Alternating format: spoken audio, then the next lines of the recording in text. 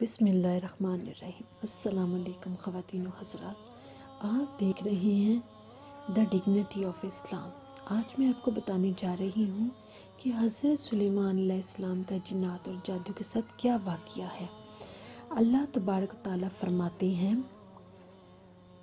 اور اس چیز کے پیچھے لگ گئے جو شیاطین سلیمان کے عہد کے حکومت میں پڑتے تھے، اور سلیمان نے کفر نہیں کیا اور لیکن شیطانوں نے کفر کیا کہ لوگوں کو جادو سکھاتے، اور وہ اس چیز کے پیچھے لگ گئے جو بابل میں دو فرشتوں ہاروت اور ماروت پر اتاری گئی، حالانکہ وہ دونوں کسی ایک کو نہیں سکھاتے تھے، یہاں تک کہ کہتے کہ ہم تو محض ایک آزمائش میں ہیں، سو تم کفر نہ کرو۔ پھر وہ ان دونوں سے وہ چیز سیکھتے جس کے ساتھ وہ مرد اور اس کی بیوی کے درمیان جدائی ڈالتے تھے، اور وہ اس کے ساتھ ہرگز کسی کو نقصان نہیں پہنچانے والے تھے مگر اللہ تعالیٰ کے اذن کے ساتھ، اور وہ ایسی چیز سیکھتے تھے جو انہیں نقصان پہنچاتی اور انہیں فائدہ نہ دیتی تھی، حالانکہ بلا شبہ یقیناً وہ جان چکے تھے کہ جس نے اس سے خریدا آخرت میں اس کا کوئی حصہ نہیں، اور بے شک بری ہے وہ چیز جس کے بدلے انہوں نے اپنے آپ کو بیچ ڈالا۔ کاش وہ جانتے ہوتے، یعنی سلیمان علیہ السلام کے دور میں شیاطین آسمان کی طرف چڑھتے اور ایسی جگہوں میں بیٹھ جاتے جہاں سے فرشتوں کی باتیں سن سکیں، پھر وہ فرشتوں کا کلام سنتے، اور جو زمین میں موت یا غیب یا کوئی اور معاملہ ہوتا تو وہ سن لیتے، پھر وہ جا کر کاہنوں کے پاس آتے اور انہیں خبر دیتے اور انہیں بتاتے۔ کاہنوں کو جب وہ بات بتائی جاتی تو وہ اس کے مطابق لوگوں کو خبر دیتے جو سچ بات ثابت ہوتی، اور لوگوں کا ان پر اعتماد بڑھ جاتا، حتیٰ کہ جب فرشتوں نے ان کی اس کارروائی کا سدباب کیا تو کاہنوں نے لوگوں سے جھوٹ بولنا شروع کر دیا اور ایک بات کی 70 باتیں بنا ڈالی۔ پھر حضرت سلیمان علیہ السلام نے ان کی تمام کتابوں کو جمع کرنے کے بعد اپنی کرسی کے نیچے دفن کر دیا۔ کسی شیطان میں کرسی تک پہنچنے کی طاقت نہیں تھی، نہ وہ قدرت رکھتے تھے، کیونکہ اسے جل جانے کا خدشہ ہوتا تھا کہ کہیں وہ جل نہ جائے۔ سلیمان علیہ السلام نے فرمایا، جو شخص کہے گا کہ شیاطین غیب کا علم رکھتے ہیں، میں اس کی گردن اڑا دوں گا۔ پھر جب سلیمان علیہ السلام فوت ہوئے، شیاطین نے کرسی کے نیچے زمین کو کھودا اور وہ کتابیں نکالنے لگے اور لوگوں سے کہنے لگے، سلیمان علیہ السلام انسانوں، جنوں اور پرندوں کو جادو کے ساتھ کنٹرول کرتے تھے۔ چنانچہ لوگوں میں مشہور ہو گیا کہ سلیمان علیہ السلام جادوگر تھے، یہاں تک کہ جب محمد صلی اللہ علیہ وآلہ وسلم کو مبعوث کیا گیا تو شیاطین کے لیے آسمان کی طرف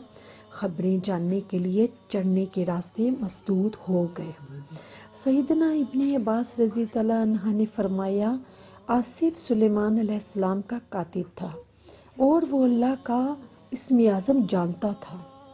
وہ سلیمان علیہ السلام کے حکم کے مطابق ہر چیز لکھتا، اسے ان کی کرسی کے تلے دفن کر دیتا تھا۔ پھر جب سلیمان علیہ السلام فوت ہوئے، شیاطین نے وہ سب کچھ نکال لیا، پھر انہوں نے دو ستروں کے درمیان سحر اور کفر کی باتیں لکھی اور کہنے لگے، یہ وہ چیز ہے جسے وہ کام میں لاتا تھا۔ ابن عباس رضی اللہ تعالیٰ عنہ کہتے ہیں کہ پھر جاہل لوگوں نے انہیں کفر کی طرف منسوب کیا اور گالیاں دیں،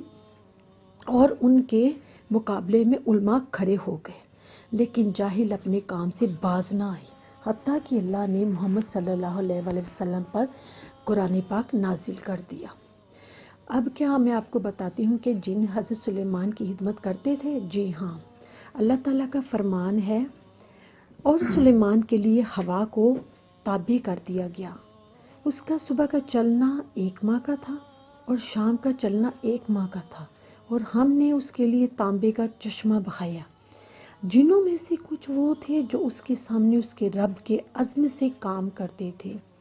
اور ان میں سے جو ہمارے حکم سے کجی کرتا، ہم اسے بھڑکتی آگ کا کچھ عذاب چکھاتے۔ پھر جب ہم نے اس پر موت کا فیصلہ کیا تو انہیں اس کی موت کا پتہ نہیں دیا، مگر زمین کے کیڑے دیمک نے، جو اس کی لاٹھی کھاتا رہا۔ پھر جب وہ گرا تو جنوں کی حقیقت کھل گئی۔ اگر وہ غیب جانتے ہوتے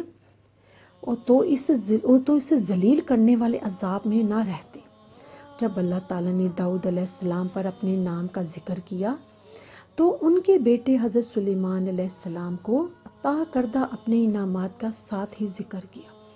یعنی ہوا کو ان کا مسخر کر دیا، اور اس ہوا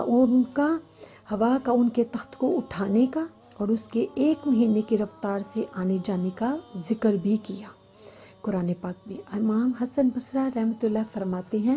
کہ وہ اپنے تخت پر دمشق سے نکلتے تھے اور اتھر نامی جگہ پر اترتے تھے، وہاں صبح کا کھانا کھاتے، ہوا ہی میں اتھر سے جاتے اور رات کابل میں گزارتے۔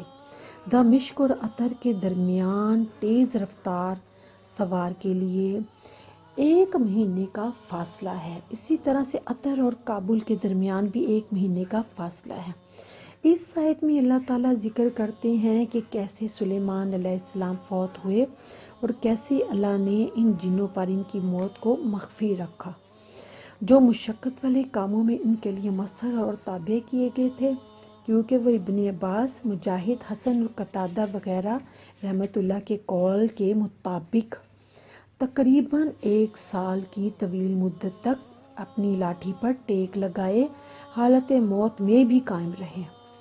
پھر جب اسے زمین کے کیڑے یعنی دیمک نے کھایا اس لاٹھی کو تو وہ کمزور ہوئی اور زمین پر گر گئی۔ جنوں انس پر یہ بات بھی عیاں ہو گئی کہ جنات بھی غیب نہیں جانتے،